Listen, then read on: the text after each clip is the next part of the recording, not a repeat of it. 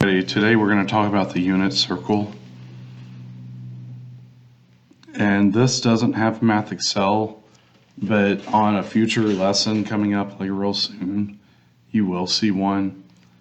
But there's a lot that you need to learn even before we get to the MathExcel. So the first thing is this is called a unit circle because your radius is 1.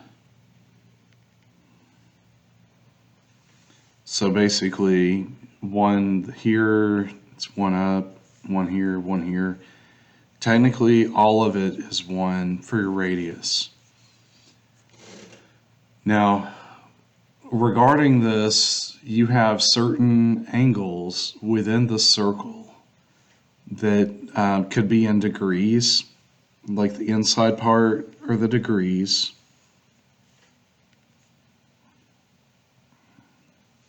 It goes 0 to 360 because 360 is all the way around.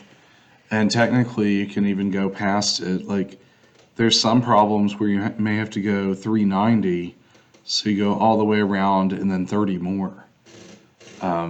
So, you know, if you end up in the same spot, you're going to have the same ordered pair. And you do go counterclockwise for positive angles, and you go clockwise for negative angles. So for example, positive 30 goes this way, negative 30 goes this way. So another name for 330 is negative 30. The term is called coterminal. Now that's with degrees. By the way, you're also going to see something like negative 90, which would be the same as 270. You can have a number of things. Now, over here on this end, these are radians, and they go all the way to 2 pi. These are called radians. Now, these are equivalent. There is a formula to convert this to that and this to that, but if you know it already, then you're good. Also, you can think, if you think of pi as 180, 180 divided by 6 really is 30. And so that works out that way. Now, another thing you're going to learn is like counting by 6 in your denominator. So this is pi 6, skip this one, but this is 2 pi 6, which reduces to pi thirds. This is 3 pi 6, which really reduces to pi halves. This is 4 pi 6, skip it, and there's 5 pi 6, and then this is 6 pi 6. So you can count like on a clock, so to speak, on the 6 denominator. Now, the other thing that's really important is that you think of your XY coordinate as cosine comma sine. Okay, as we were saying, the XY coordinate or ordered pair relates to cosine being x and for sine being y. Now, what's very useful about this is these are the exact values which you're going to need. But you could say, what is cosine of 30? It's square root of 3 over 2. What is cosine of pi over 6? Square root of 3 over 2. What is sine of 30? It's a half. What is sine of pi over 6? It's a half. Now I'm going to show you a little bit on the calculator, but I'm going to use y'all's calculator and show you that it just doesn't help too much. But if you go to the on button and you're just on the regular calculate screen, there. There's a trig button right there. You have this whole menu. And I'll choose cosine first. Cosine 30. Now, when we are in trig, the most important thing is what motor you're in. So, degrees or radians. At the moment, I'm in radians, and it says rad. If I wanted to, I can just click it. Now I'm in degrees.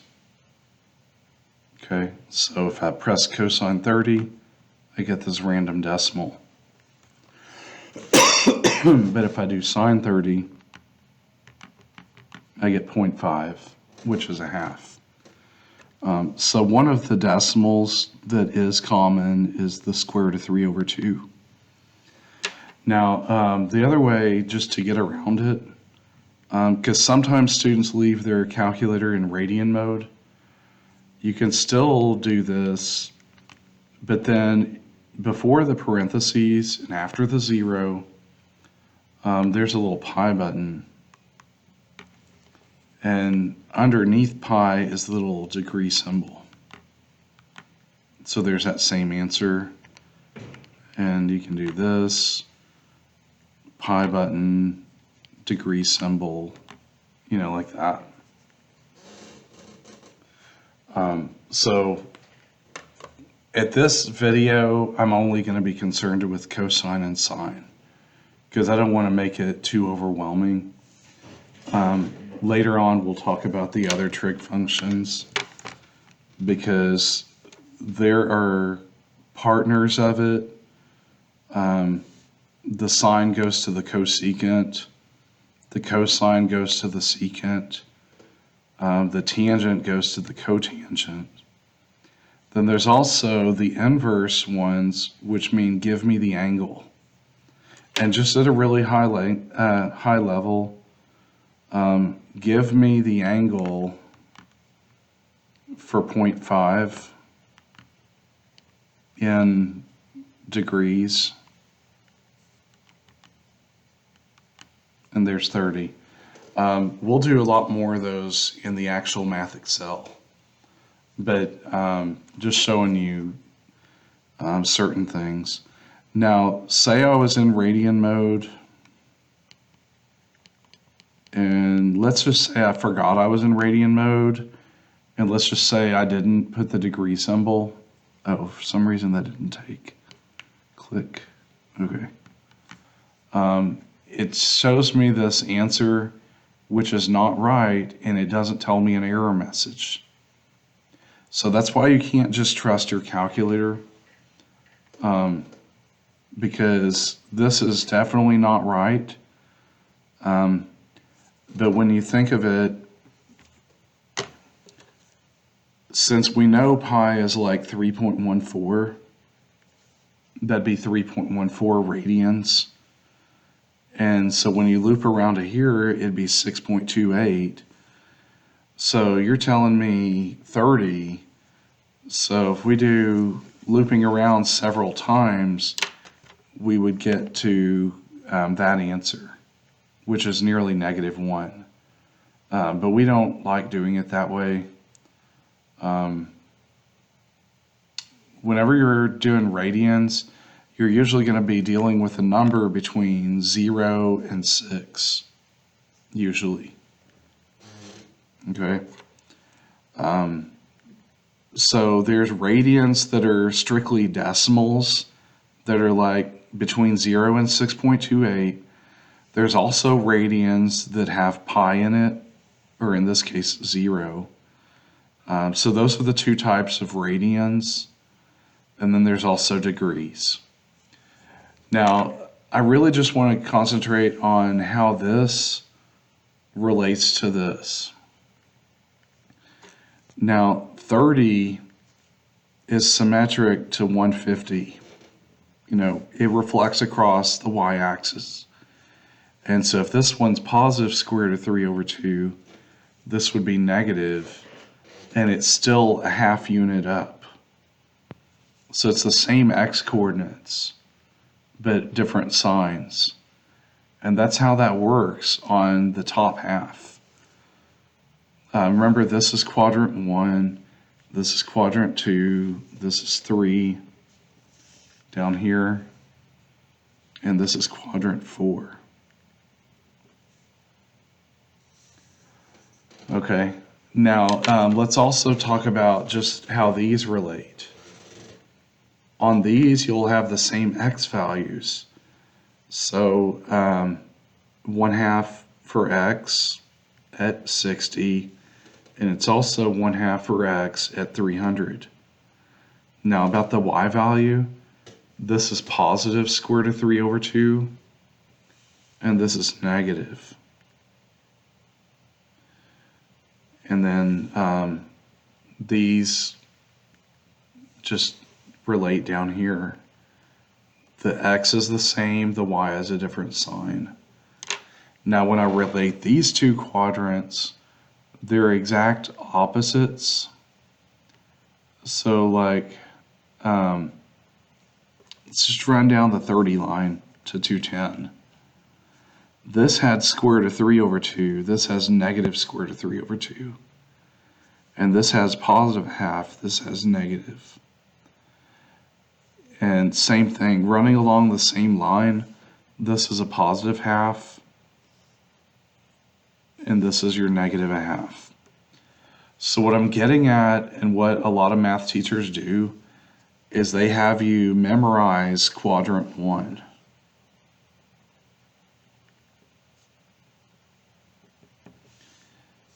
Memorize quadrant 1. And then use that to fill in the other parts. Okay? And you are going to have like the paper assignment that goes along with this. And it's going to look like this, where it says complete the unit circle, and then they're talking about that, the radians, the degrees, the y coordinates. So, you know, you're going to have to fill this out. There's a lot more in this packet, but for what I'm doing today, not concerned about it. Just keep it as a reference sheet. This is what I call my trig reference sheet. Trig is going to be in like 3 chapters of pre-calculus, and it's also used in calculus. Now, in addition to filling this out, which I guess you're just going to say, oh, I can do that real easily. Use this because there could be a paper quiz where you have to recreate it. So learn it for a quiz.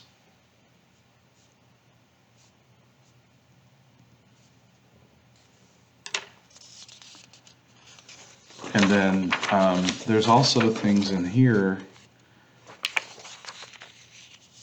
Some of this stuff we've gotten to already in the previous 10 minutes approximately. Some things we have not. So I guess I'll hit some of that now. So these are your radians. Well, you just go to the 0 radian and you see it's 0 degrees. So you can put a 0 here. And for pi, here's pi, and you put 180. And for 3 pi halves, you put 270. I'm not going to count off if you don't put the degree symbol, but technically you have it.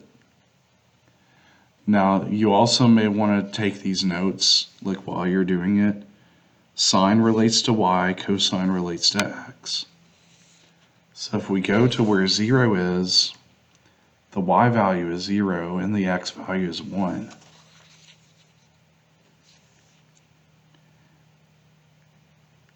Let me just do the sines and cosines. So for pi halves, the cosine is 0 and the sine is 1. Now, if it helps you, right between here, I'm going to put the ordered pair. so you don't get mixed up on that. That's going to be 1, 0. This one's going to be 0, 1. Now, for pi, it's 180, which is the order pair negative 1, 0.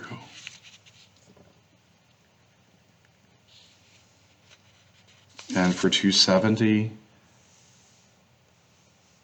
it's the order pair 0, negative 1. So again, what that means is your y value was 0 for pi, and the x value is negative 1. And then this one, your cosine is 0, your sine is negative 1. Now for these, you're going to think of tangent as x over y, which is sine over cosine. You're going to think of this one as 1 over sine, which is basically 1 over y. You're going to think of this one as 1 over cosine, because it's 1 over x. And this one is 1 over tangent, but it's also cosine over sine. So you'll need to work through these. That's all the time I have for this video. There are some more things here for the other values. Okay, hope that helps. Have a good day.